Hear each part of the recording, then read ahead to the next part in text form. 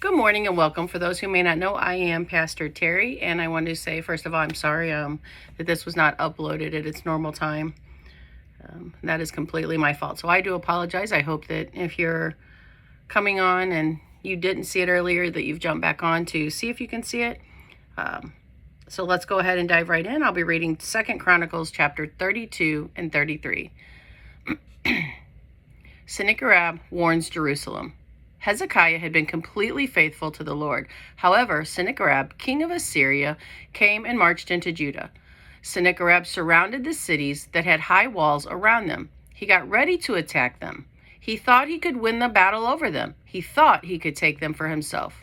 Hezekiah saw that Sennacherib had come to Jerusalem to fight against it, so he asked his officials and military leaders for advice. He asked them about blocking off the water from the springs outside the city. They gave him the advice he asked for. They gathered together a large group of people. They blocked all the springs. They also blocked the stream that flowed through the land. Why should the kings of Assyria come and find plenty of water? They asked. Then Hezekiah worked hard repairing all the broken parts of the wall. He built towers on it. He built another wall outside that one. He built up the areas that had been filled in around the city of David. He also made large numbers of weapons and shields. He appointed military officers over the people. He gathered the officers together in front of him in the open area at the city gate. He gave them words of hope. He said, "Be strong, be brave, don't be afraid, don't lose hope. The king of Assyria has a huge army with him, but there's a greater power with us than there is with him. The only thing he has is human strength, but the Lord our God is with us. He will help us. He'll fight our battles." The people had great faith in what Hezekiah, the king of Judah, said. Later, Sennacherib, the king of Assyria, and all his forces surrounded Lachish. They prepared to attack it, and at that time, Sennacherib sent his officers to Jerusalem. They went there with a message for Hezekiah, the king of Judah. The message was also for all the people of Judah who were there, and the message said, "Sennacherib, the king of Assyria says, why are you putting your faith in what the king says? Why do you remain in Jerusalem when you're surrounded?" Hezekiah says, "The Lord our God will save us from the power of the king of Assyria, but he isn't telling you the truth. If you listen to him, you will die of hunger and thirst. Didn't Hezekiah himself remove your gods, high places and altars? Didn't Hezekiah say to the people of Judah and Jerusalem, you must worship at one altar, you must burn sacrifices on it? Don't you know what I and the kings who ruled before you have done? Don't you know what we've done to all the people of other lands? Were the gods of those nations ever able to save their lands from my power?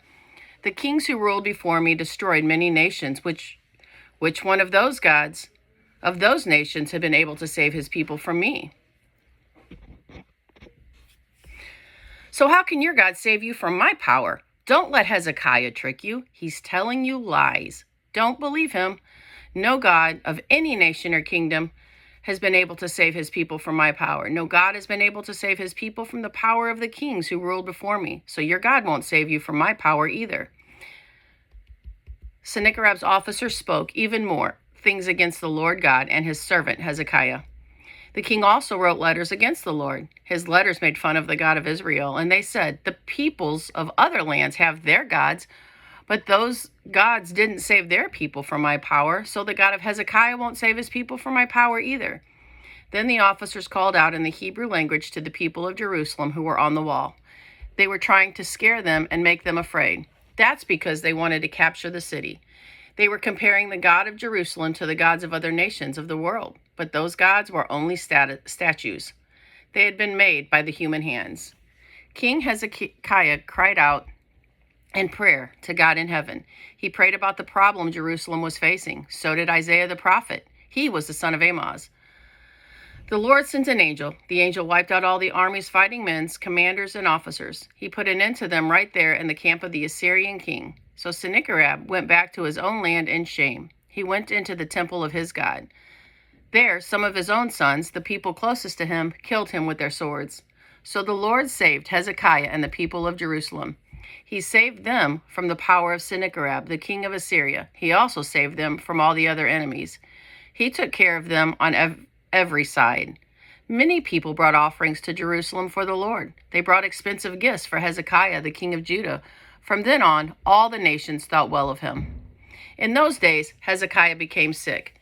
He knew he was about to die, so he prayed to the Lord, and the Lord answered him. He gave him a miraculous sign, but Hezekiah's heart was proud. He didn't give thanks for the many kind things the Lord had done for him. So the Lord became angry with him. He also became angry with Judah and Jerusalem. Then Hezekiah had a change of heart.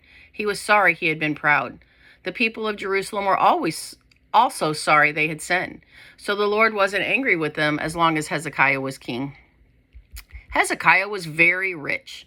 He received great honor. He made storerooms for his silver and gold. He also made them for his jewels, his spices, shields, and all kinds of expensive things.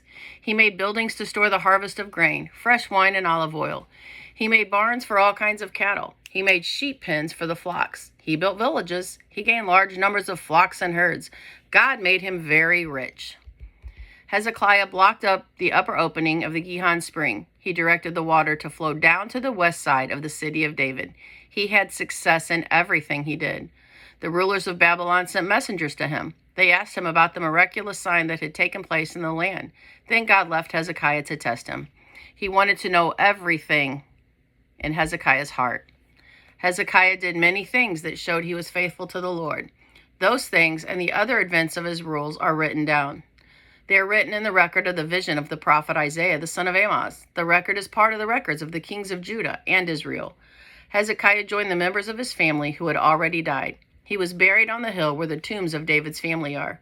The whole nation of Judah honored him when he died. So did the people of Jerusalem. Hezekiah's son Manasseh became the next king after him. Chapter 33, Manasseh, king of Judah. Manasseh was 12 years old when he became king. He ruled in Jerusalem for 55 years. Manasseh did what was evil in the eyes of the Lord.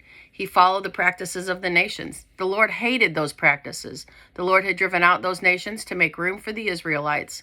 Manasseh rebuilt the high places. His father Hezekiah had destroyed them. Manasseh also set up altars to the gods that were named Baal. He made poles used to worship the female god Asherah. He even bowed down to all the stars and worshiped them. He built altars in the Lord's temple. The Lord had said about his temple, "My name will remain in Jerusalem forever." In the two courtyards of the large temple, Manasseh built altars to honor all the stars of the sky. He sacrificed his children in the fire to other gods. He did it in the valley of Ben Hinnom. He practiced all kinds of evil magic. He took part in worshiping evil powers. He got messages from people who had died. He talked to the spirits of people who have died. He did many things that were evil in the eyes of the Lord. Manasseh made the Lord very angry. Manasseh had carved a statue of God. He put it in God's temple. God had spoken to David and his son Solomon about that temple.